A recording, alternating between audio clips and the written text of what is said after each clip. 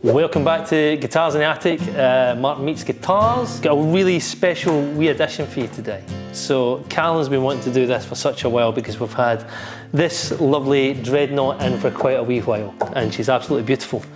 But we've just suddenly acquired this lovely Dreadnought too. So we thought to ourselves, let's do not so much a Dreadnought off to see who's the best. We thought we'll not go down those sort of lines. We thought what we'll try and do is, because I've always been a Martin player, I've got a John Mayer Martin OM sort of 28 thing, which is absolutely lovely. I love it. I love the guitar. And it took me a while to find an acoustic that I liked for live purposes and recording purposes. So I've always had that sort of affiliation to draw over to the Martin side, not because of the namesake or anything like that. But anyway, so we've got this 28, which we absolutely love. It's just come in, it's great sounding guitar.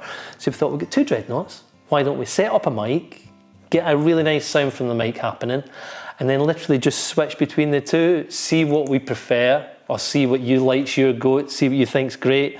And if you're in the market for that sort of 70s recording style acoustic guitar, which is like basically the sort of benchmark of every sort of singer-songwriter that ever come through the 70s and sort of early 80s and the sort of American genre of music, which we all kind of love in here anyway, then that's probably a good way to start and to A/B them, see what you think, see what you like, and if you like one, then come down and give it a try, and vice versa. So we're up and running. I've got a 1972 Martin D28, same age as me, can't believe it. It's 51 years old, you know what I mean? It's destined to come back to my house, but I don't think it'd be best pleased. I'm not going to do the same sort of parts on each guitar. It's just me playing, do you know what I mean? There's not going to be there'll be a similar style to how we play both guitars. I'll use the same plectrum, I'll use the same sort of mic setup, so there won't be that much of a difference, okay? So yeah, so play away.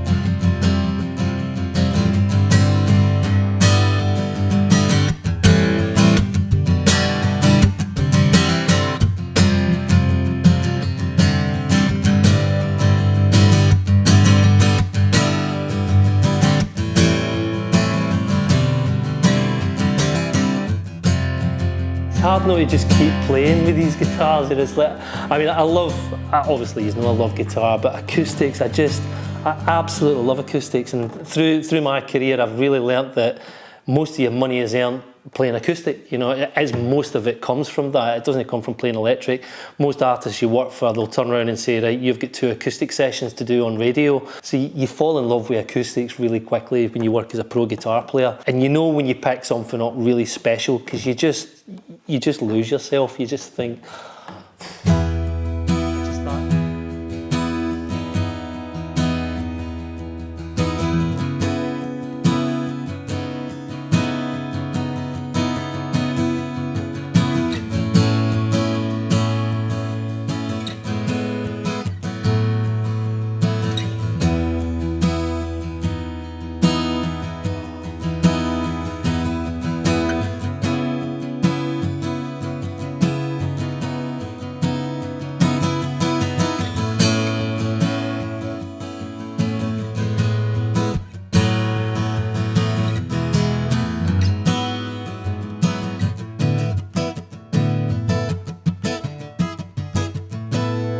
oh, it's beautiful, Callum. What an absolutely astonishing guitar. You can tell why this guitar, and obviously we'll go to the Gibson as well, that they are just the singer-songwriter's dream.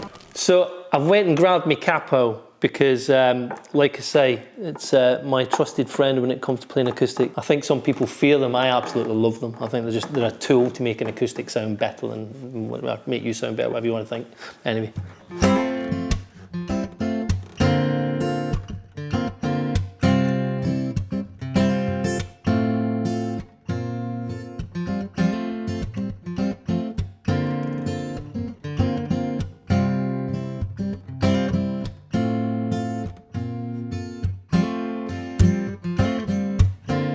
Some acoustics choke up when you start putting a capo on, and some come to life, you know what I mean? Some really do. You just go, wow, that sounds absolutely incredible. Things like that riff was made because of the capo, do you know what I mean? It wasn't made because, well, it's made because obviously George Harrison was a genius, but where he put the capo in relation to that chord made it just sound beautiful, you know? So the capo, it's a tool, you know, and if it's used correctly, it sounds great. But like I say, some guitars don't respond well to them, and some guitars, like obviously this one, just sound incredible. Moving on to the Gibson. So, same place, everything's still kind of rolling. Try and go back, and wind back to the sort of places that we played at the start of this and see where we get to.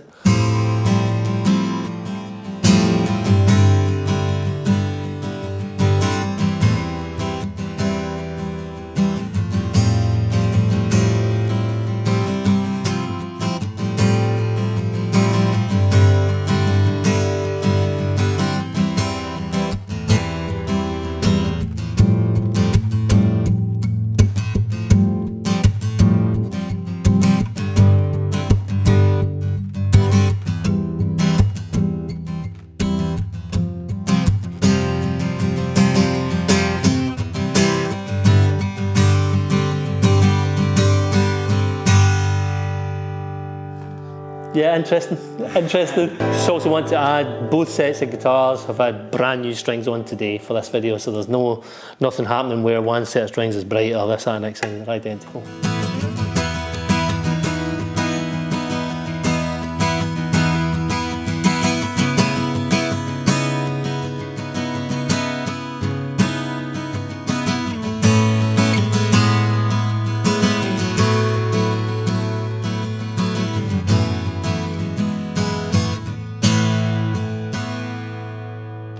Lovely.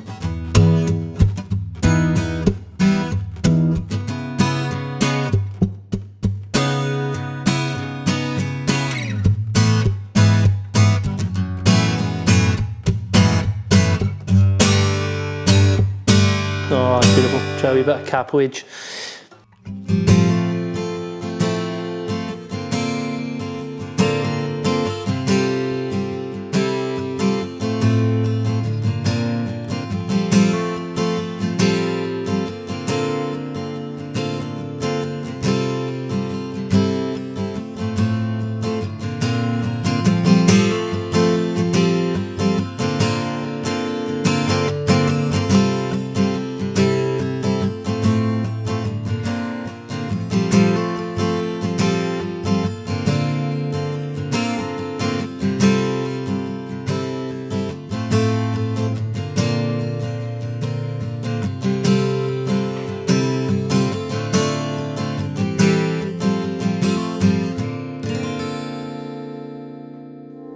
They're just so even, aren't they, Callum? Both guitars are so even.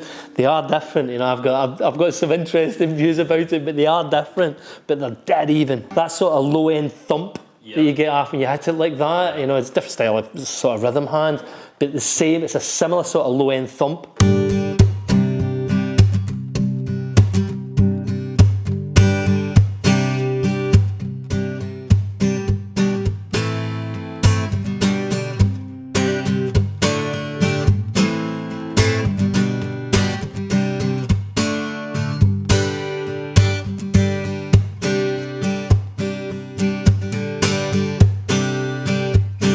So I've just got to do this really quickly. I don't trust that. I've got to sit it there. I'm not having this 1970s neck smashed on the floor.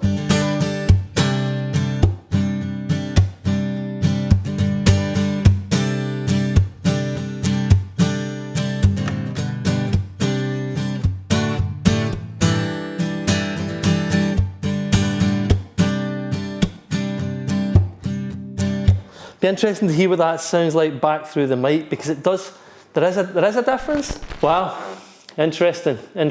Right, Jings, I'm going to leave it there for a wee minute for me to digest everything we've kind of gone through, and a wee think, and yeah, come back to you in 2 takes. I think they both are incredible as a dreadnought. They're absolutely phenomenal. If you're looking for like a 70s dreadnought sounding guitar, they both do that amazingly well. I mean, it's phenomenal. You can tell exactly why they're used as a singer-songwriter's dream for recording. We kind of spoke that we kind of mentioned it's not really fair to lean against one and know the other sort of thing. I don't know if that's the right way to go about it, but I think playability wise, I felt more at home with the Martin because I've got a Martin. I had to fight the Gibson a wee bit more. Not that it's badly set up. The setup's absolutely fantastic on it. I just had to fight my way around about it a little bit. It was a little bit more like a Les Paul come Strat type thing. There's a glassiness that I kind of thought when I was listening to in the room from the Gibson, but there's also that roundiness of the bottom end. I'm not sure if it's as warm as the bottom end off the Martin, which again would be a different thing when you start recording them. You know, when you start recording them, to see what you prefer and what you like as a